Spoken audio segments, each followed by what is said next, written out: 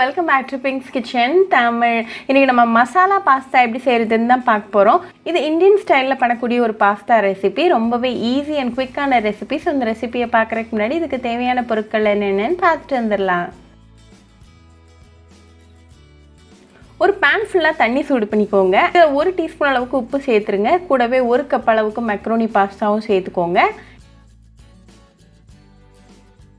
இதை லைட்டாக மிக்ஸ் பண்ணி விட்டுட்டு இது ஒரு 8 நிமிஷம் நல்லா மீடியம் ஃப்ளேமில் குக் ஆகட்டும். இப்போ 8 நிமிஷம் ஆயாச்சு. நம்மளோட பாஸ்தா நல்லா வெந்து ரெடியாக இருக்குது. ஸோ தண்ணியெல்லாம் நீக்கிட்டு இதை தனியாக எடுத்து வச்சுருங்க. இன்னொரு பேனை சூடு பண்ணிக்கோங்க. அதில் 2 டேபிள் ஸ்பூன் அளவுக்கு ஆலிவ் ஆயில் சேர்த்துக்கோங்க. எண்ணெய் நல்லா சூடானதோ 1 டேபிள் ஸ்பூன் அளவுக்கு பூண்டை குட்டி குட்டியாக கட் பண்ணி சேர்த்துக்கோங்க.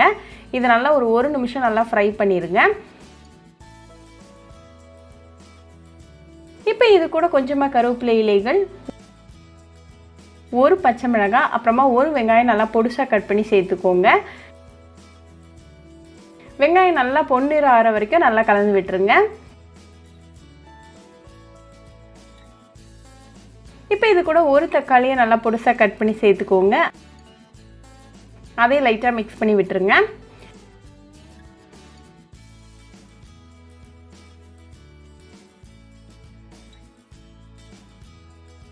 இப்போ இது கூட 1/4 டீஸ்பூன் அளவுக்கு உப்பு, 1/2 டீஸ்பூன் மிளகாத்தூள், அப்புறமா 1/2 டீஸ்பூன் இட்டாலியன் சீசனிங் சேர்த்துக்கோங்க.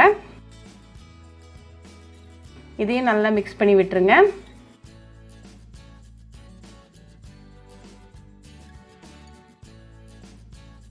இப்போ இது கூட 1 டீஸ்பூன் அளவுக்கு டொமேட்டோ கெச்சப் சேர்த்துட்டு அதையும் நல்லா கலந்து விட்டு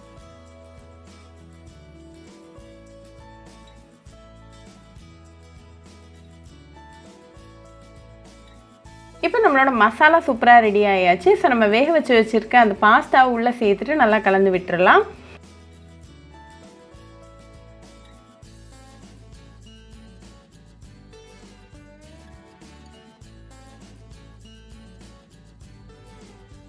ஃபைனலாக கொஞ்சமாக கொத்தமல்லி இலைகளை தூவிடுங்க.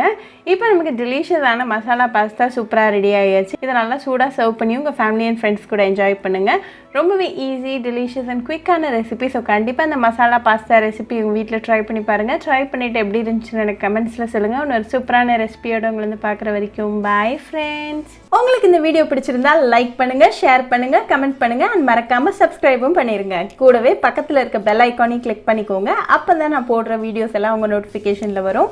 உங்களுக்கு ரெசிபிஸ் இங்கிலீஷில் பார்க்கணுன்னா பிங்க்ஸ் கிச்சன் சேனலை பாருங்கள். சேனலோட லிங்க் நான் அந்த டிஸ்கிரிப்ஷன் பாக்ஸில் கொடுக்குறேன்.